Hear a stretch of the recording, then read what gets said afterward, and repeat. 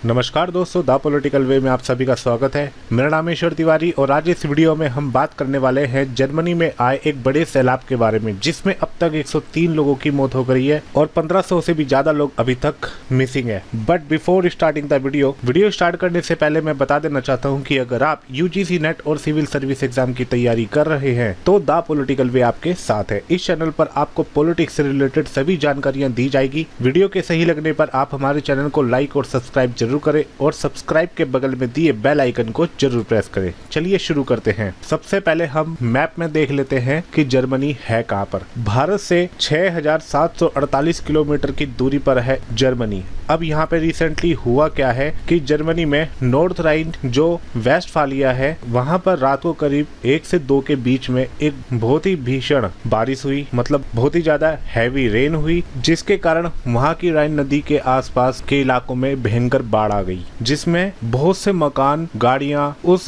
सैलाब में बह गए। इतना ही नहीं, वहां की मीडिया ने इसको एक भीषण त्रासदी कहा है जो अब तक के इतिहास में पहली किसी नेचुरल आपदा में नहीं देखी गई थी। इन फोटो में आप देख सकते हैं कि ये सैलाब कितना ही बड़ा था और इस सैलाब में लोगों की प्रॉपर्टी को काफी नुकसान पहुंचा है, जिसमें गाड़ियां, मकान, सड़कें सब के सब ध्वस्त हो गए हैं। विभिन्न मीडिया सूत्रों से प्राप्त हुई जानकारी से पता चलता है कि अब तक ऑफिशियली 103 लोगों की यहाँ पर मौत हो चुकी है।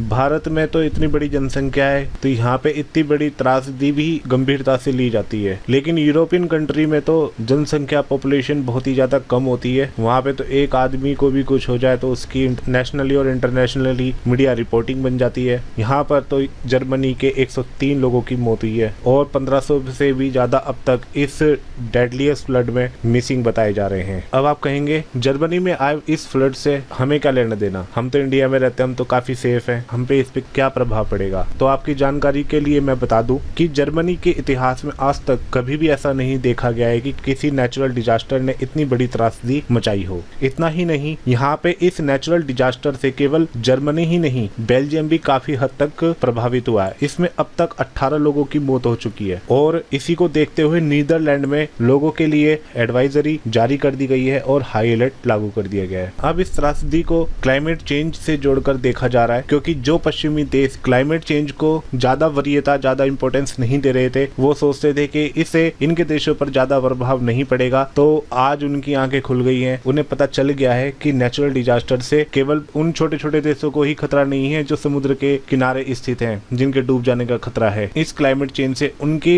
देश को भी खतरा है, जो आज एक हैवी फ्लड के रूप में उनके सामने आया है। जैसा कि आप जानते हैं, United nation framework convention on climate change यानी UNFCCC के तहत एक डिक्लेरेशन हुई थी, जिसमें ग्लोबल का जो टेम्परेचर है उसको आने वाले 50 सालों तक के लिए 1.5 डिग्री से लेकर 2 डिग्री तक सीमित रखा गया था, जिसमें सारे देशों की भागीदारी थी कि वो क्लाइमेट चेंज को इस हद तक कंट्रोल करेंगे कि पृथ्वी का टेम्परेचर 1.5 डिग्री से 2 डिग्री तक कंट्रोल रखा जाए, मतलब पृथ्वी के टेम्परेचर को 1.5 डिग्री से 2 डिग्री तक ना बढ़ने दिया जाए। लेकिन जैसे जैसे कोरोना वायरस चल रहा है, इंडस्ट्रियल रिवॉल्यूशन चल रहा है, काफी हैवी कार्बन जो है एमिशन हो रहा है, उसे देख के लगता तो नहीं है कि ये नेचुरल डिजास्टर रुकने वाले हैं। कुछ भी हो, हर कंट्री इनसे प्रभावित होगी, इसे कोई नहीं रोक सकता।